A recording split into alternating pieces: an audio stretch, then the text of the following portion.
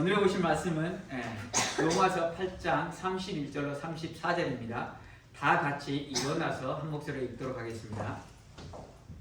시작. 그런즉 이 일에 대하여 우리가 무슨 말 하리요? 만일 하나님이 우리를 위하시면 누가 우리를 대적하리요? 자기 아들을 아끼지 아니하시고 우리 모든 사람을 위하여 내어주신 이가 어찌 그 아들과 함께 모든 것을 우리에게 은사로 주지 아니하시겠느냐?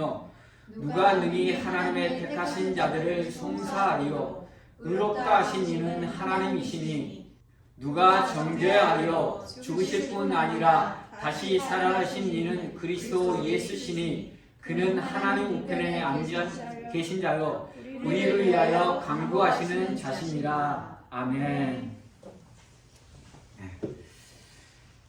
지난 월요일에 계기일식이 일어났습니다.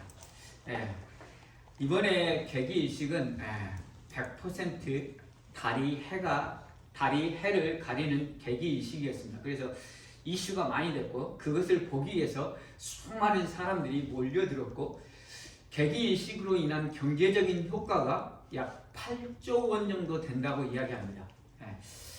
그런데 사실 해하고 달하고 크기를 보면 해가 달보다 400배가 큽니다.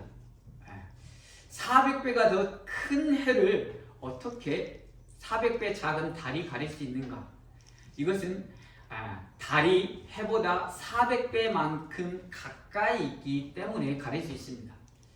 달뿐만 아니라 우리는 우리의 작은 손톱으로도 해를 가릴 수 있습니다. 이렇게 보면 해가 보이지 않고 해를 가릴 수 있습니다. 어찌 보면 당연합니다. 왜냐하면 크기에는 절대적인 크기와 상대적인 크기가 있습니다. 절대적인 크기는 그 크기가 어느 정도인지를 아무 상관없이 그냥 알 수 있는 것이 바로 절대적인 크기이고, 상대적인 크기는 우리가 느끼는 크기입니다. 우리가 느끼는 상대적인 크기는 거리에 따라서 달라지는 것입니다. 거리가 멀면 작아지고 거리가 가까우면 커지는 것입니다.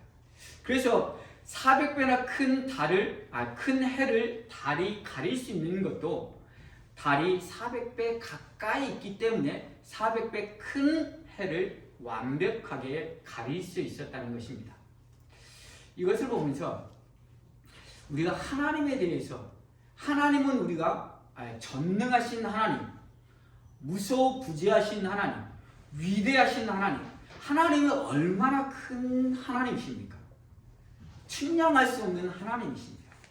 하나님의 절대적인 그 권능은 우리가 측량할 수 없다는 것입니다. 그러나 하나님의 상대적인 크기, 하나님의 상대적인 위대하심은 우리 각자마다 다 다르다는 것입니까?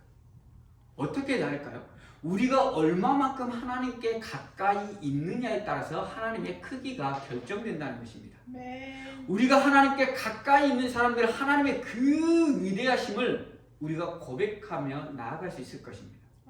그러나 우리가 하나님과 멀리 떨어져 있는 사람은 하나님의 위대하심이 아니라 하나님이 아주 적게 보일 수밖에 없다는 것입니다. 바꿔 말하면 하나님을 우리가 얼마만큼 가까이 두고 있느냐에 따라서 우리가 하나님을 느끼는 그 하나님의 크기가 결정된다는 사실입니다. 그래서 바라기는 하나님을 늘 가까이 할 수 있기를 바랍니다. 하나님을 멀리 했을 경우에 우리가 발생되는 문제는 뭐냐면, 하나님이 절대적으로 위대하고 크신 하나님임에도 불구하고 하나님을 볼 수 없는 경우가 생긴다는 것입니다. 우리가 손톱으로 태양을 가릴 수 있는 것처럼 우리의 작은 문제로 인해서 하나님이 보이지 않게 된다는 것입니다. 왜냐하면 작은 문제는 우리의 눈에 가까이 있고 하나님은 저 멀리 놔버리면 우리의 작은 문제 때문에, 우리 인생에 생기는 작은 문제 때문에 하나님을 볼 수가 없게 되는 것입니다. 하나님을 볼 수 없으면 우리는 좌절하고 절망하고 낙담하고 낙심할 수밖에 없는 인생이라는 사실입니다. 사랑하는 성도 여러분, 하나님은 예수 그리스도를 통해 부활을 우리에게 소망을 주신 하나님이십니다. 하나님은 천지를 창조하신 하나님이십니다. 아멘. 천지 우주를 지금까지 한치의 오차 없이 운행하시는 위대하신 하나님이십니다. 그 위대하신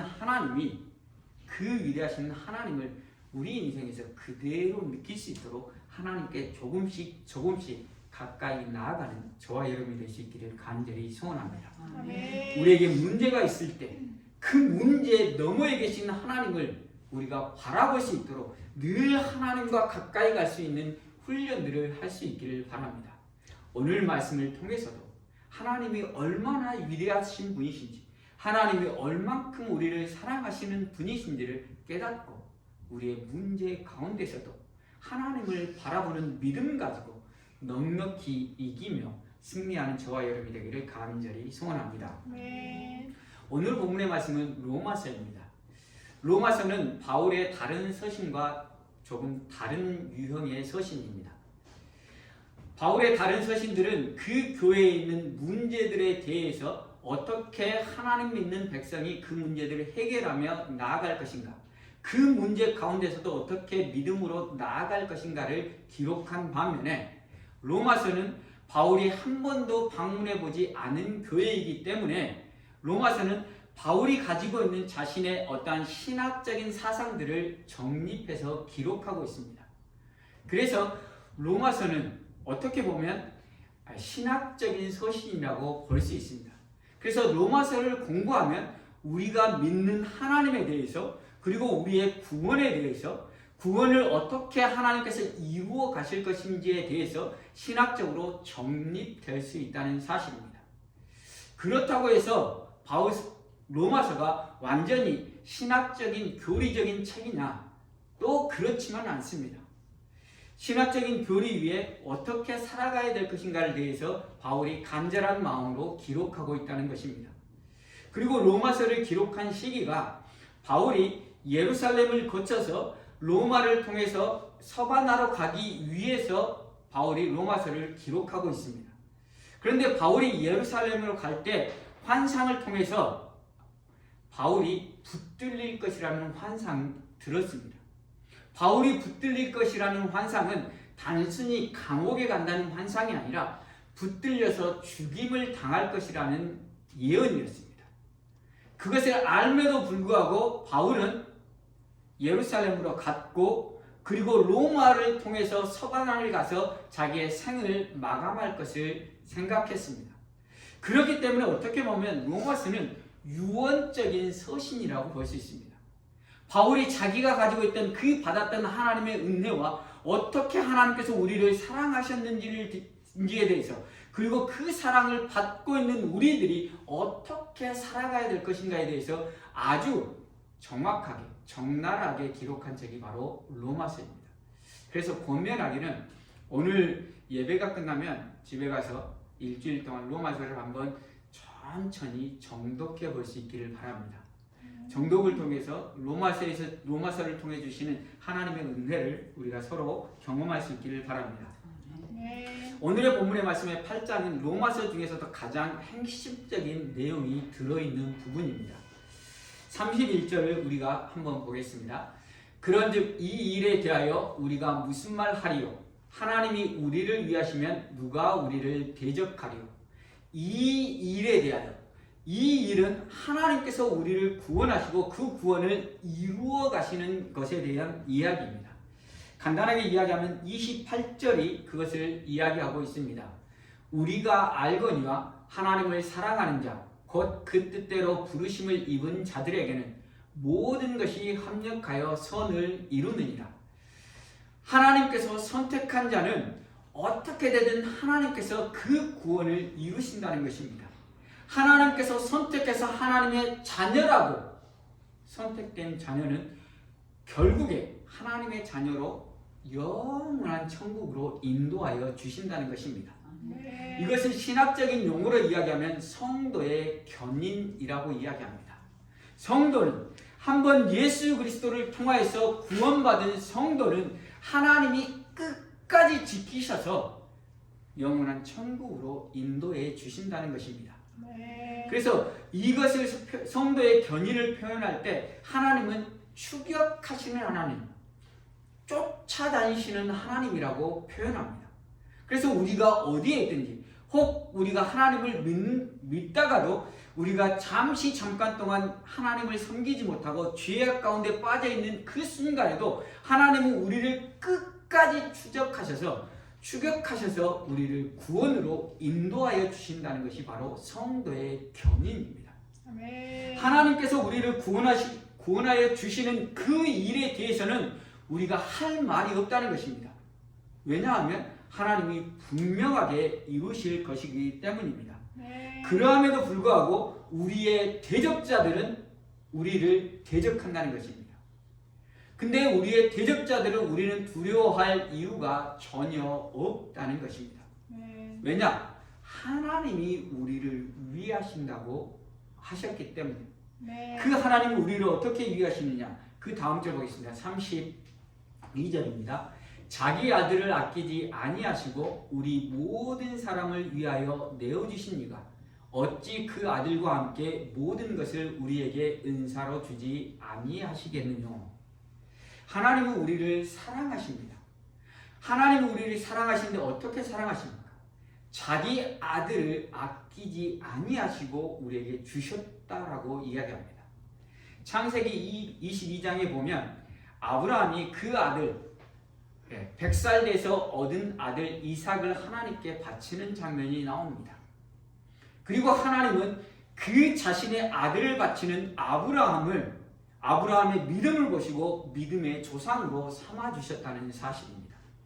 아브라함이 바친 것은 자신의 아들이 아니라 자신의 모든 것이었습니다. 이와 마찬가지로 하나님이 자신의 독생자 예수 그리스도를 십자가에 죽이시는 것은 하나님이 모든 것을 우리에게 주셨다는 것입니다. 하나님이 이미 모든 것을 주셨고 그 모든 것 속에 우리들이 필요한 그 모든 것들도 포함되어 있다는 사실입니다. 하나님이 이렇게 우리를 사랑하시고 이렇게 사랑하시는 하나님이 우리 편, 우리를 위하시니 우리를 대적하는 그 대적은 아무런 의미가 없다는 것을 사도 바울은 이야기하고 있는 것입니다. 그럼에도 불구하고 그 다음에 또 송사하는 사람이 있습니다. 33절입니다. 33절 같이 읽겠습니다. 시작. 누가 능히 하나님의 택하신 자들을 송사하여 의롭다 하시는 하나님이시니. 여기서 송사는 법정적인 용어입니다. 송사는 우리가 죄인이라고 고발당한다는 것입니다. 우리가 죄인이라고 고발당하는데 그것이 아무런 의미가 없다는 것입니다. 왜 의미가 없습니까? 결국 심판대 앞에서 심판하시는 분이 바로 하나님이시라는 것입니다. 그리고 하나님이 우리를 의롭다 하셨다는 것입니다. 우리의 의가 아니라 예수 그리스도의 의, 하나님의 의를 우리에게 덧입혀 주심으로 말미암아 우리를 의롭다 여겨 주셨다는 것입니다. 우리 중에 그 누구도 죄를 짓지 않고 사는 사람은 없습니다. 제가 유치원에서 일하기 때문에 유치원에서 일하기 위해서는 백그라운드 체크를 해야 됩니다. 범죄했던 사실이 있는지, 아동 학대했던 사실이 있는지, 아니면 뭐 약물 중독에 빠졌던 것들이 있는지 그런 백그라운드 체크를 합니다. 그런데 이제까지 일했던 많은 그 선생님들 그리고 스태프들을 백그라운드 체크를 했는데 한 번도 그것에 걸린 적이 없습니다. 바꾸어 말하면 이 땅의 시스템으로 봐서는 우리가 죄인이 아닌 것으로 판명되는 그러한 삶을 살고 있습니다. 그러나 제 안을 딱 뒤집어서 우리 자신들 안을 딱 뒤집어서 보면 어쩔 때는 운이 좋아서 법을 피해갔을 뿐이지 우리 안에 더러운 것들, 죄가 가득하다는 것입니다. 그래서 그 죄를 보고 사단이 우리를 하나님께 고발합니다. 또 죄인이지 않느냐? 또 죄인이지 않느냐? 그런데 하나님 앞에 우리가 나아갈 때 우리의 의를 가지고 나아가는 것이 아니라 하나님의 의, 네. 예수 그리스도의 십자가의 보혈로 우리의 죄는 다 덮어지고 하나님께서 우리를 의롭다고 여겨주시는 것입니다. 아멘. 이게 사도 바울이 말하는 칭의입니다. 네. 무엇으로요? 예수가 그리스도임을 고백하는 믿음으로. 그래서 이신칭의라고 이야기합니다.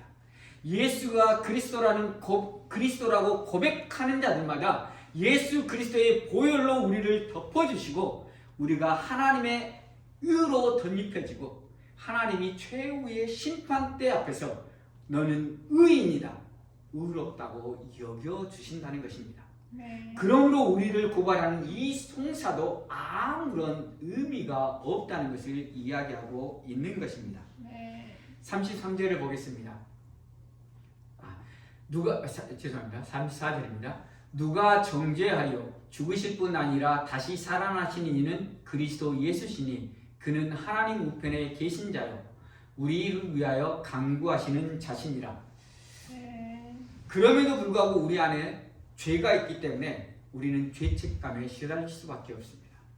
그래서 사단이 정죄한다는 말은 너 죄인이지 않느냐라고 우리를 계속 도발하고 우리는 그 도발로 인해서 죄책감에 시달리는 것입니다. 죄책감에 짓눌리는 것입니다. 그러나 우리가 결코 그럴 필요가 없다는 것입니다. 네. 왜냐하면 예수 그리스도, 하나님의 우편에 계신 예수 그리스도께서 마지막 심판날에 우리의 변호사로서 네. 우리를 대변해 주시기 때문에, 우리를 변호해 주시기 때문에 우리는 우리가 가진 죄책감조차도 우리는 다 내려놓을 수 있고, 그렇게 우리의 죄책감을 고발하는 정죄하는 자들에 대해서도 우리는 신경 쓸 필요가 없다고 사도 바울은 이야기하고 있는 것입니다. 네. 하나님이 우리를 하나님의 자녀 삼으시고 구원해 주시는 그 놀라운 사랑을 주셨습니다. 그런데도 불구하고 여전히 우리를 대적하고 우리를 송사하고 우리를 정죄하는 사단의 세력들이 있다는 것입니다. 그리고 이 세 가지 대적하고 송사하고 정죄하는 이것은 한 가지 것으로 우리가 결론 지을 수 있는데 35절을 보시면 누가 우리를 그리스도 사랑에서 끊으리요 환난이나 권고나 핍박이나 기근이나 적신이나 위험이나 칼이라. 이 세 가지 대적하고 송사하고 정죄하는 것은 하나님의 사랑에서 우리를 끊어내기 위한 사단의 계략이라는 사실입니다. 왜 하나님의 사랑에서 끊어내려고 할 것인가요? 하나님의 사랑에서 끊어지는 것은 어떠한 의미가 있을까요? 하나님의 사랑에서 끊어지는 것은 아담이 에덴 동산에서 쫓겨나는 것과 같습니다. 하나님이 천지를 창조하시고 아담과 하와를 창조하시고 에덴 동산에서 하나님께서 주시는 평강 안에 모든 것을 누리며 즐기며 살 수 있는 인생으로 만들어 주셨습니다. 그러나 죄로 인해서 하나님과 단절되고 하나님으로부터 끊어져서 에덴 동산에서 쫓겨납니다. 에덴 동산에서 쫓겨남과 동시에 땅은 가시와 엉겅퀴를 내고 수고하여야만 토지 소산을 먹을 수밖에 없는 존재가 되었다는 것입니다. 인생이 고난의 연속인 인생이 되었다는 것입니다. 하나님으로부터 오는 공급, 하나님으로부터 받는 그 모든 것이 끊어져 버린 비참한 인생이 되었다는 사실입니다. 그래서 하나님의 사랑에서 끊어지는 것은 하나님으로부터의 공급을 끊어진다는 것을 이야기하고 있는 것입니다. 그런데 우리가 조금 전에 말씀드렸듯이 성도의 견인, 하나님은 그 선택한 자를 끝까지 하나님께서 구원해 주신다라고 이야기했습니다. 네. 그래서 우리는 하나님의 손에 붙들려 있는 자들입니다. 그러나 우리가 하나님의 손에 붙들려 있다고 해서 하나님의 것을 누리고 있지는 못합니다. 하나님에게 붙어 있지만 하나님의 끊겨져 있는 듯한 삶을 살고 있다는 사실입니다. 만약 우리에게 그럴 일은 없겠지만 우리의 아버지가 백만장자 돈이 어마어마하게 많아요. 근데 우리가 어렸을 때 아버지를 잃어버렸어요. 그러면 그 잃어버린 아들은 아버지의 것을 하나도 쓸 수가 없다는 것입니다. 여전히 법적으로는 아버지의 아들이고, 그리고 아버지가 죽으면 그 유산이 그 아들에게 아마 상속될 것입니다. 어떻게든 찾아서. 그럼에도 불구하고 그 아들은 아무것도 누릴 수가 없이 살 수밖에 없다는 것입니다. 지금 우리의 상황이 바로 이러한 상황이 아닌지 우리가 돌아볼 수 있기를 바랍니다. 우리는 하나님의 자녀입니다. 우리가 하나님의 자녀임에도 불구하고 하나님으로부터 오는 공급이 끊어진, 하나님으로부터 끊어진 듯한 삶을 살고 있지 않는지, 사단이 늘 우리에게 계략을 펴서 우리를 대적하고 우리를 송사하고 우리를 정죄함을 통해서 하나님으로부터 끊어지도록 하지만 우리는 결코 끊어질 수가 없지만 우리의 삶 가운데 하나님으로부터 끊어진 듯한 삶을 살고 있지 않는지 우리 스스로 점검해 볼 수 있기를 바랍니다. 그리고 여기에서 누가 우리를 그리스도의 사랑에서 끊으리요? 이 누구는 어떻게 보면 사단의 세력일 수 있지만 우리 인생에 닥치는 환난이나 공고나 핍박이나 기근이나 적신, 위험, 칼, 사도 바울이 겪었던 그 수많은 어려움들을 이야기하고 있다는 것입니다. 사도 바울이 수많은 어려움들을 겪을 때 하나님을 향한 그 믿음들이 연약해질 수 있는 그 순간들을 이야기하고 있는 것입니다. 우리에게 닥치는 어려움과 우리에게 닥치는 환난을 통해서 우리가 하나님을 바라보지 못하고 하나님께 나아가는 그 믿음이 연약해지는 그것을 사도 바울은 이야기하고 있는 것입니다. 그리고 이것이 단순히 쉬운 문제가 아니라 이것을 사도 바울은 37절에서 그렇게 비교합니다. 37절에서 죄송합니다. 36절입니다. 기록된 바 우리가 종일 주를 위하여 죽임을 당케 되며 도살할 양같이 여김을 받았나이다. 하나님께서 사단이 대적하는 그 대적이 사도 바울은 날마다 죽임을 당하는 것 같은 그러한 어려움이라고 이야기합니다. 도살장 앞에 끌려가는 양 같은 어려움이라고 이야기합니다. 우리가 믿음을 지키는 것이 결코 쉽지 않다는 것을 사도 바울은 이야기하고 있는 것입니다. 날마다 죽임을 당하는 것 같은 그 고통, 그 어려움, 그리고 도살장으로 끌려가는 것 같은 그러한 어려움이 우리를 믿음에서 끊어내려고, 하나님의 사랑으로부터 끊어내려고 한다는 사실입니다. 그러나 사도 바울이 무엇라고 고백합니까? 37절에 보면 그러나 이 모든 일에 우리를 사랑하시는 이로 말미암아 우리가 넉넉히 이기느니라. 넉넉히 이긴다. 아주 가볍게, 손쉽게 그것들을 이겨낼 수 있다라고 이야기하고 있습니다. 어떻게요? 우리를 사랑하시는 하나님으로 말미암아, 하나님이 우리를 사랑하시는 그 사랑을 우리가 알 때 그 어려운 것들을 우리는 넉넉히 쉽게 이겨낼 수 있다고 사도 바울은 고백하고 있는 것입니다. 사도 바울이 겪었던 삶은 대단히 어렵고 힘든 삶이었습니다. 35절에 나와 있는 환난이나 공고나 핍박이나 기근이나 적신, 위험, 칼, 이것이 다 사도 바울이 겪었던 것들을 축약해서 이야기하는 것이었습니다. 사도 바울은 매질을 어마어마하게 당했고요. 돌에 맞아 죽었다라고 생각해서 성 밖에 내던져졌고요. 파선에서 물에 빠져 죽을 뻔했고요.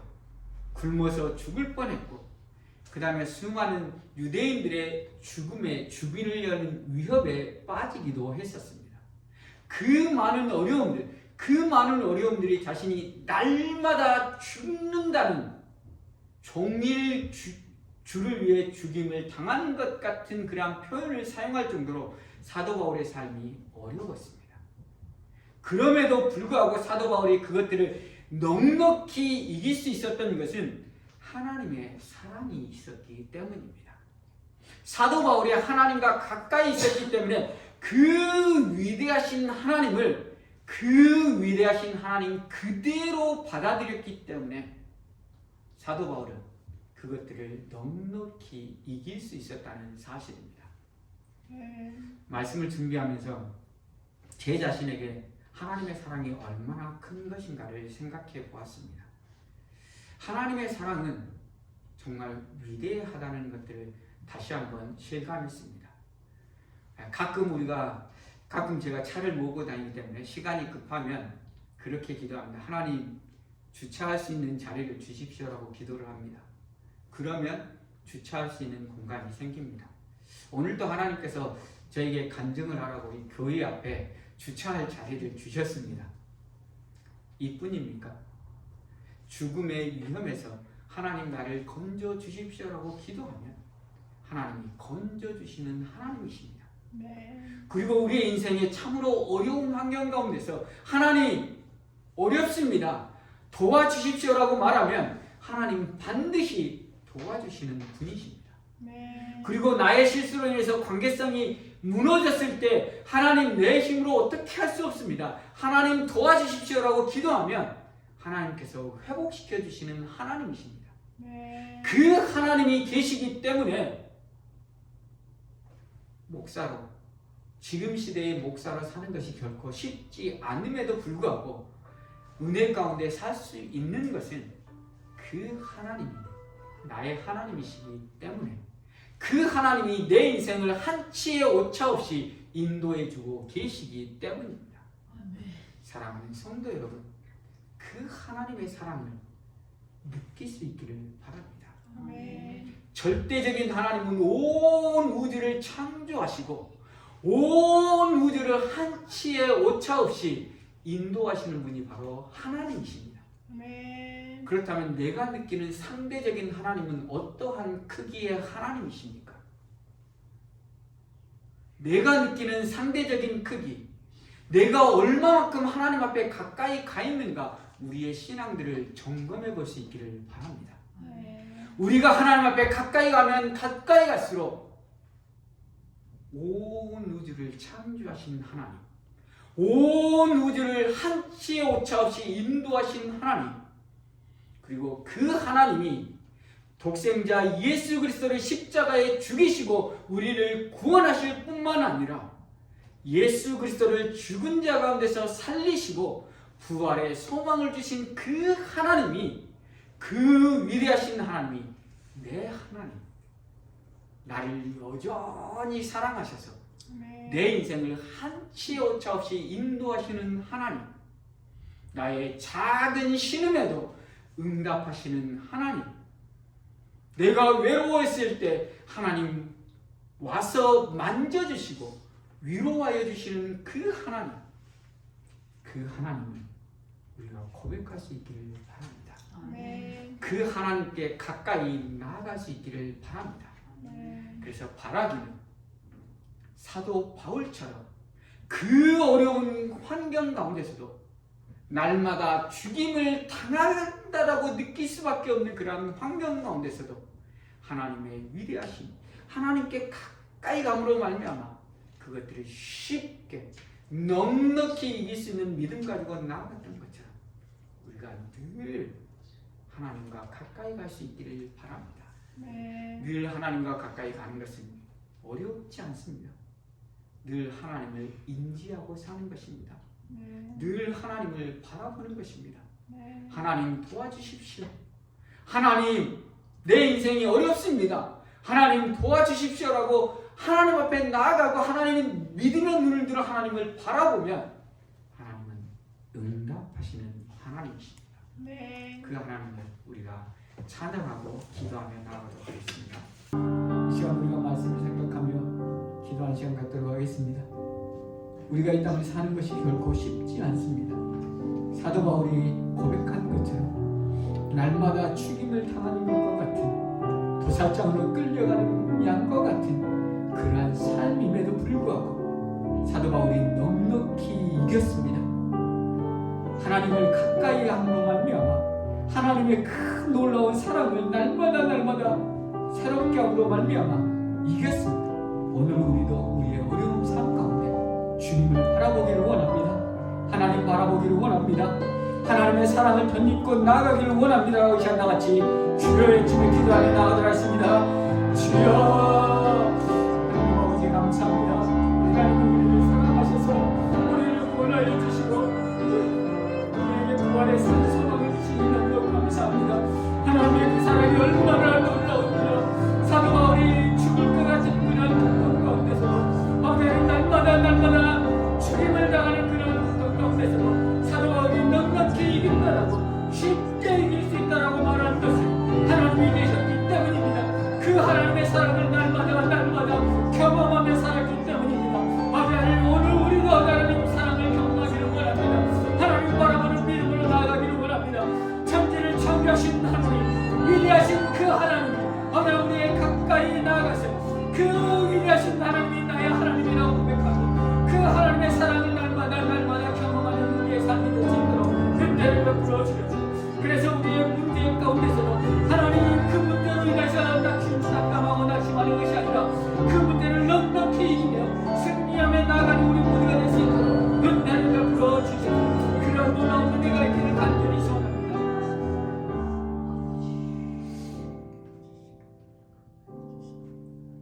하나님 감사합니다. 하나님이 독생자 예수 그리스도 그분을 통해 우리를 구원하여 주시니 감사합니다. 하나님이 독생자 예수 그리스도를 주신 것은 하나님의 모든 것을 주신 것입니다. 아버지 하나님 그 사랑을 깨달은 사도 바울은 날마다 죽임을 당하는 고통 가운데서도 넉넉히 이기며 나아갔습니다. 오늘 우리도 하나님의 사랑을 깨닫게 하시고 하나님을 가까이 있게 하여 주시옵소서. 눈을 들어 하나님을 바라보는 믿음을 주시옵소서. 그래서 아버지 하나님 우리의 인생의 문제 가운데서 하나님 도와주십시오라고 기도하며 나아가게 하시고 기도할 때마다 응답하시는 그 하나님으로 인해서 우리 인생의 하나님을 더욱더 가까이 모시고 더욱더 크신 하나님으로 고백하는 우리의 삶이 될 수 있도록 은혜를 베풀어 주시옵소서. 그래서 아버지 하나님 우리의 삶이 날마다 감증의 삶이 될 수 있도록 은혜를 베풀어 주시옵소서. 작은 신음에도 응답하시는 하나님, 큰 어려움에도 응답하시는 하나님을 날마다 경험하며 하나님의 하나님 되심을 고백하며 하나님의 하나님 되심을 증거하는 우리의 삶이 될 수 있도록 은혜를 베풀어 주시옵소서. 모든 것에 감사하며 예수 그리스도의 이름으로